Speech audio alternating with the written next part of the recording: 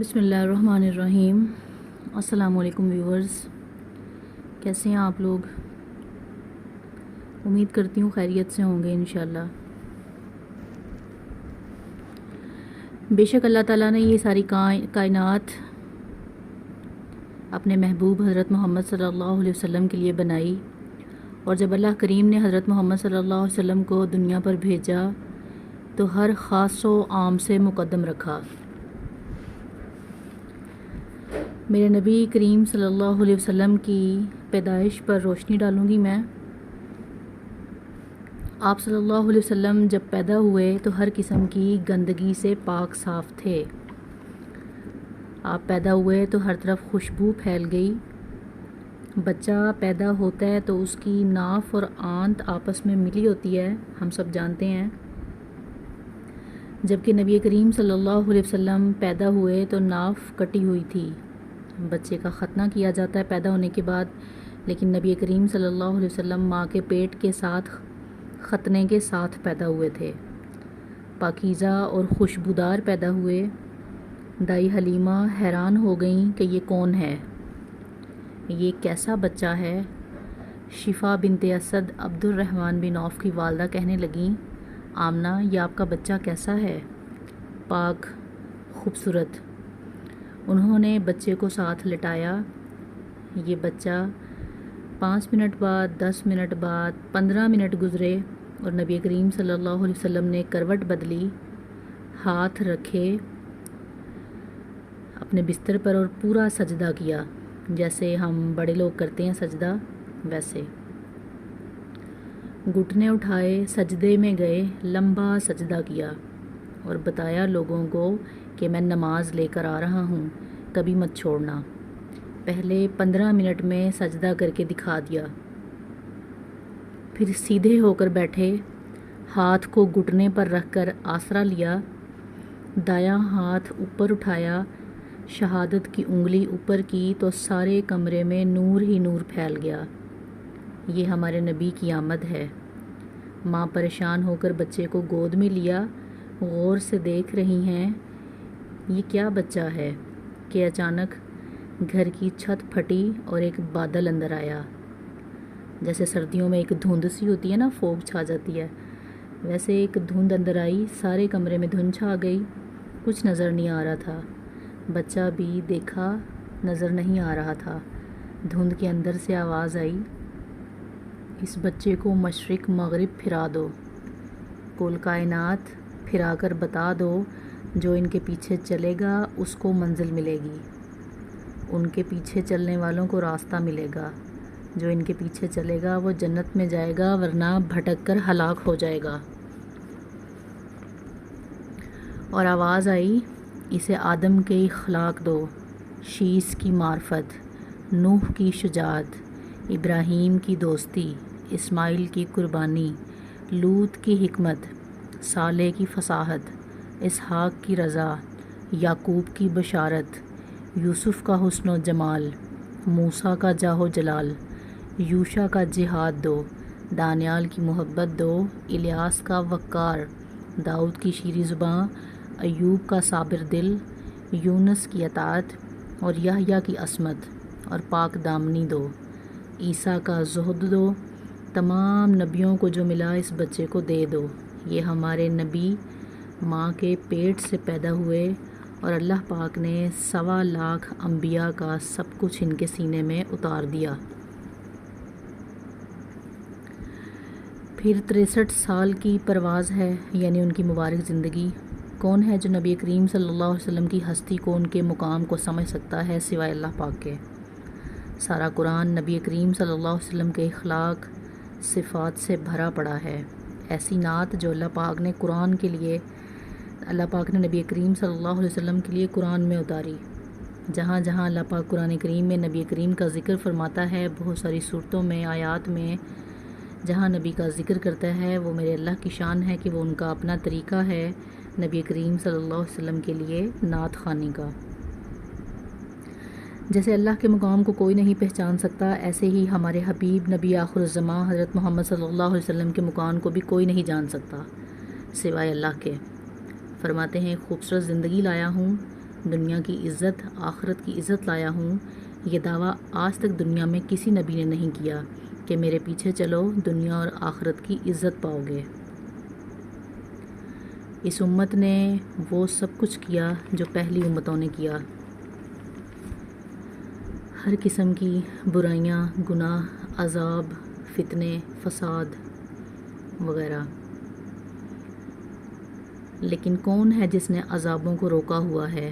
ہمارے نبی کریم صلی اللہ علیہ وسلم کے آنسو، ہمارے نبی کریم صلی اللہ علیہ وسلم کی آہیں، ہمارے نبی کی دعائیں، ہمارے نبی کی فریادیں، ہمارے نبی صلی اللہ علیہ وسلم کی تڑپ، ہمارے نبی کا رونا، ہمارے نبی کا پیٹ پر پتھر باندھنا۔ کوئی نبی اس دنیا سے جاتے ہوئے اپنی امت کے لیے اتنا نہیں رویا، واحد ہمارے نبی صلی اللہ علیہ وسلم ہیں جو جاتے ہوئے امت کے لیے روئے، میری امت پکار کر۔ کوئی رابعہ بصری بعد میں آئیں گی، کوئی جنید بغدادی بعد میں آئیں گے، باغی، بغاوت، حد دھرمی، ضد، اور پھر بھی ہمارے نبی روئیں گے، تڑپیں گے، دعائیں کریں، یا اللہ میری امت۔ موت کے وقت جب اجازت دے دی ملک الموت کو کہ جاؤ اللہ کی تقدیر کو پورا کرو، پھر امت کو سکھایا، اے میری امت، ایک نماز نہ چھوڑنا، ایک میری امت کے کمزور لوگوں پر رحم کرنا۔ جاتے ہوئے بھی امت کو یاد کیا اور یہ دو باتیں کہیں، نماز نہ چھوڑنا اور میرے کمزور لوگوں پر رحم کرنا۔ اور پھر قیامت کا سب سے خوفناک مرحلہ، جب اللہ فرمائیں گے جہنم کو لاؤ، جنت کو لاؤ، ترازو کو لاؤ، جہنم کے اوپر پل بچھاؤ۔ آج ایک رائی کے دانے کے برابر بھی کچھ ہے تو تیرا رب تجھے تول کر دکھا دے گا۔ جب جہنم آئے گی ایک چیخ مارے گی، اس سے سب انسان جنات سب زمین پر گریں گے، سب کی ایک فریاد ہوگی، نفسی نفسی۔ جنہوں نے جہنم میں نہیں جانا وہ بھی پکاریں گے نفسی نفسی۔ انبیاء بہت معصوم ہستیاں ہیں جو جنت کے لیے ہی بنائی گئی ہیں، وہ بھی پکاریں گی نفسی نفسی۔ بیوی، بچے، آل اولاد سب بھول جائیں گے۔ نبی کریم صلی اللہ علیہ وسلم نے فرمایا، ابراہیم علیہ السلام بھی کہیں گے میں اپنے باپ کا سوال نہیں کرتا، وہ بھی نفسی نفسی پکاریں گے۔ میری جان بچا لو، عیسیٰ علیہ السلام کہیں گے میں اپنی ماں مریم کا سوال بھی نہیں کرتا، میری جان بچا لی جائے۔ ایک طرف سے اچانک ایک آواز سنیں گے جو اس ہنگامے پر چھا جائے گی، امتی امتی، میری امت۔ سب حیران ہو کر دیکھیں گے اور پوچھیں گے یہ کون ہے، یہ کیسی آواز ہے، کون ہے جو خود کو چھوڑ کر امت کو پکار رہا ہے۔ نظریں طواف کرتے کرتے جب پہنچیں گی تو دیکھیں گے کہ ہمارے نبی حضرت محمد صلی اللہ علیہ وسلم، صرف ان کے ہاتھ اٹھے ہوں گے، جھولی پھیلی ہوگی، یا اللہ میری امت، جو نہ دنیا میں بھولے، نہ دنیا سے جاتے ہوئے بھولے، اور جو نہ اس وقت بھولیں گے جب باقی انبیاء امت بھول جائیں گے۔ ہر رشتہ ایک دوسرے کو بھول جائے گا۔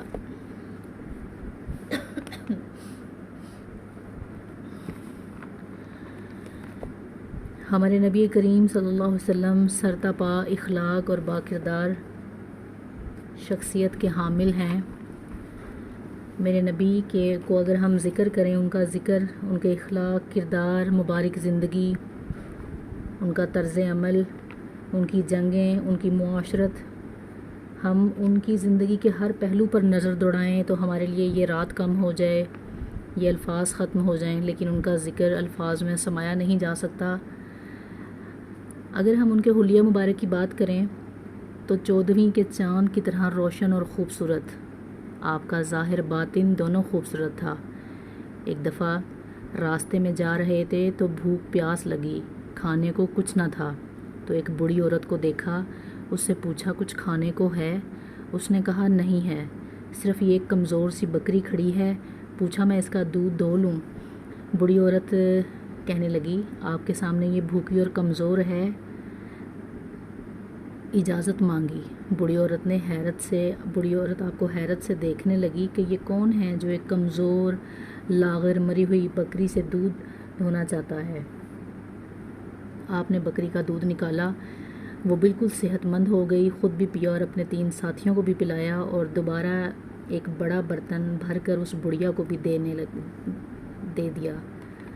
شام کو اس کا خاوند آیا ابو معبد، اس نے دیکھا اور پوچھا ام معبد یہ دودھ کہاں سے آیا؟ بوڑھی عورت نے بتایا اس بکری کا ہے۔ وہ حیران ہوا اور بولا کیا تم پاگل ہو؟ یہ تو چل نہیں سکتی، اس میں دودھ کہاں سے آ گیا؟ وہ کہنے لگی ایک نوجوان آیا تھا، اس کے ہاتھوں میں کوئی جادو تھا۔ اس آدمی نے پوچھا بتاؤ وہ کیسا تھا؟ تو وہ بتانے لگی اس نے اس قدر خوبصورتی سے، عربوں کا طرز کلام ویسے ہی بہت سحر انگیز تھا، بہت جادوئی تھا۔ وہ جب بات کرتے اپنے عربی الفاظ کا استعمال کا چناؤ اور الفاظ کی سلیکشن وہ اس طریقے سے کرتے کہ سننے والا دنگ رہ جاتا تھا اور اس کے اوپر کسی سحر کا، کسی جادو کا اثر ہوتا تھا۔ اس عورت نے عربی زبان کے الفاظ میں موتیوں کی ایسی لڑی پروئی جس میں اس نے نبی کریم صلی اللہ علیہ وسلم کا حلیہ بیان فرمایا، جس کا ترجمہ کچھ یوں ہے میں تمہیں کیا بتاؤں، میں نے ایک شخص دیکھا، مجھے لگا 14ویں کے چاند کپڑے پہن کر زمین پر اتر آیا ہے، چمکتا چہرہ، خوبصورت اور بڑا گول سر، سیاہ کالے بال، کھلی چوڑی پیشانی، کلیوں جیسا خوبصورت چمکتا ہوا رنگ، بڑی خوبصورت بھویں۔ آج کل تو یہ اپنے فیس فیچرز کو سجانے اور سنوارنے کے لیے کیا کیا محنت کرنی پڑتی ہے نا، مردوں کو بھی اور عورتوں کو بھی، لیکن نبی کریم صلی اللہ علیہ وسلم اپنی تمام تر قدرتی خوبصورتی کے مالک تھے۔ بھویں بہت خوبصورت جن کے درمیان میں بال نہیں تھے، بھووں کے درمیان ایک نبض تھی۔ آپ صلی اللہ علیہ وسلم بہت پرسکون طبیعت کے مالک تھے، لیکن جب آپ کو کبھی غصہ آتا تھا تو وہ جو ان کی بھووں کے درمیان نبض تھی وہ ایسے اوپر نیچے حرکت کرتی تھی، تو صحابہ کرام سمجھ جاتے تھے کہ نبی کریم صلی اللہ علیہ وسلم اس وقت غصے کی حالت میں ہیں۔ پلکیں لمبی، آنکھیں خوبصورت، موٹی سیاہ اور لمبی، گھنی پلکیں، سرمے کے بغیر قدرتی کالی، اتنی خوبصورت آنکھیں اللہ تعالیٰ نے کسی کائنات میں کسی کو بھی عطا نہیں کی۔ حسین آنکھیں جس میں باریک سرخ دھاریاں تھی، سیاہی سیاہ تھی، سفیدی سفید تھی۔ جب آپ صلی اللہ علیہ وسلم آنکھ اٹھا کر کسی کو دیکھتے تھے تو کوئی آپ صلی اللہ علیہ وسلم کی آنکھوں میں آنکھیں نہیں ڈال سکتا تھا۔ آپ ہمیشہ نیچے سر کر کے دیکھتے، مکمل سر کر کے دیکھتے، تو کوئی آنکھ میں آنکھ ڈال کر بات نہیں کر سکتا تھا۔ خوبصورت بال، خوبصورت ناک، ہونٹ بہت خوبصورت کھلے ہوئے، دانت خوبصورت موتیوں جیسے، گولائی میں چمکتے ہوئے سفید۔ جب کبھی آپ مسکراتے تو آپ صلی اللہ علیہ وسلم کے دانتوں کا نور دیواروں پر پڑتا نظر آتا تھا۔ سامنے کے 4 دانتوں میں تھوڑا سا باریک سا فاصلہ تھا۔ گال نہ پچکے ہوئے کمزور کے برے لگیں، نہ بہت موٹے، داڑھی بہت خوبصورت، نیم گھنگریلے بال۔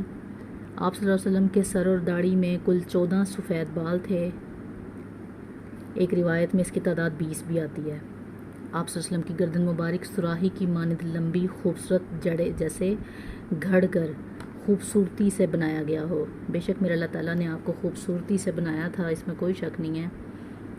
آواز میں جادو، کشش اور گرفت تھی، جو سنتا تھا وہ کھنچ جاتا تھا۔ چوڑی چھاتی تھی، سینہ چوڑا تھا، سینہ اور پیٹ بالکل برابر تھا، بالکل سیدھا تھا۔ سینے پر بالوں کی ایک تار تھی باریک سی جو ناف پر ختم ہو جاتی تھی، باقی سارا جسم آپ کا 14ویں کے چاند کی طرح چمکتا ہوا تھا۔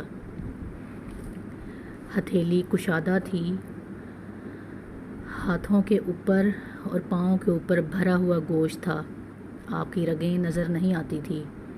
جو جسم کا حصہ نظر آتا تھا کپڑوں سے وہ نور کی طرح چمکتا ہوا تھا۔ پورا قدم اٹھا کر چلتے تھے، چھوٹا قدم رکھتے تھے لیکن ان میں بھی تیزی نہیں تھی۔ کندھوں کو ذرا جھکا کر چلتے تھے، گردن بھی تھوڑی جھکی ہوئی، کندھے بھی تھوڑے سے جھکے ہوئے، اور عاجزی اس قدر کے سلام میں پہل کرتے تھے، جس کو بھی ملتے سلام میں پہل کرتے، اور اتنے عالی اخلاق تھے کہ کسی کو ہاتھ کی انگلی سے اشارہ کر کے اپنی طرف کبھی نہیں بلایا، پورے ہاتھ سے اشارہ کر کے بلاتے۔ جب کوئی آپ صلی اللہ علیہ وسلم کو مخاطب کرتا، آپ کو پکارتا، تو صرف کندھے یا گردن اس کی طرف نہیں کرتے تھے بلکہ پورا مڑتے، مکمل سر، سینہ، کندھے اس کی طرف کر کے اس کی بات کو دھیان سے سنتے تھے۔ مکمل چہرہ اس کی طرف کر کے بات کرتے تھے۔ یہ میرے نبی صلی اللہ علیہ وسلم کے اخلاق ہیں جو ہمیں سیکھنے کی ضرورت ہے۔ نبی کریم صلی اللہ علیہ وسلم کے پاس کچھ ایسے معجزات بھی تھے جن کا میں ذکر کروں گی۔ یہ اللہ تعالیٰ کی ان پر خاص عنایت تھی۔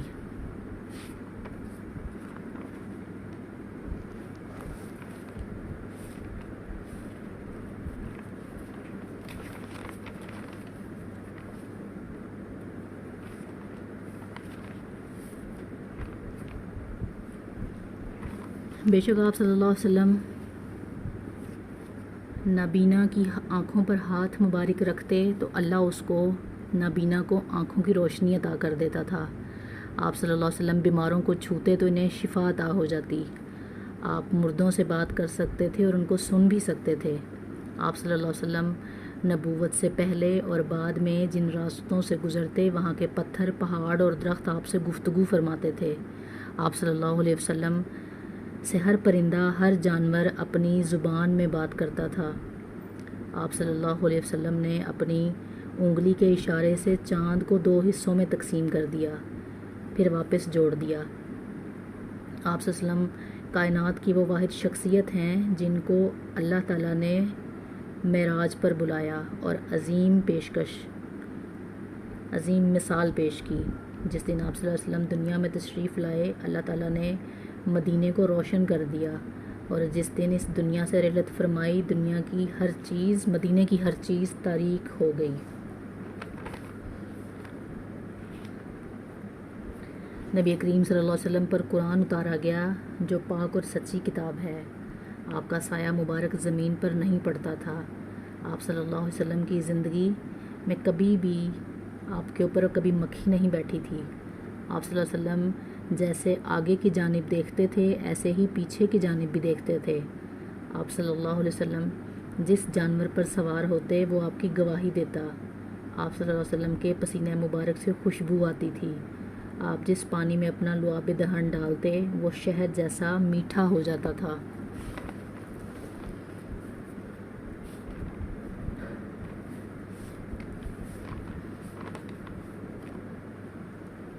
بے شک نبی کریم صلی اللہ علیہ وسلم کی زندگی، اخلاق، طرز عمل ہمارے لیے مشعل راہ ہے۔ آپ کے کردار، طور طریقے، اچھائی، پاکیزگی، رہن سہن، سلوک، شفقت، مہربانی، صبر، بڑائی بیان کرنے کے لیے میرے الفاظ اور یہ رات کم پڑ سکتی ہے، مگر میرے نبی کریم صلی اللہ علیہ وسلم کی بڑائی بیان اس طریقے سے نہیں ہو سکتی۔ اللہ پاک ہمیں بھی ان کا سایہ شفقت نصیب فرمائے، ان سے محبت اور ان کے طرز زندگی پر عمل کرنے والا بنائے، آمین ثم آمین۔ امید ہے آپ کو نبی کریم صلی اللہ علیہ وسلم کے متعلق یہ مختصر سی باتیں پسند آئی ہوں گی۔ اپنا خیال رکھیے گا، دعاؤں میں یاد رکھیے گا۔ اللہ حافظ۔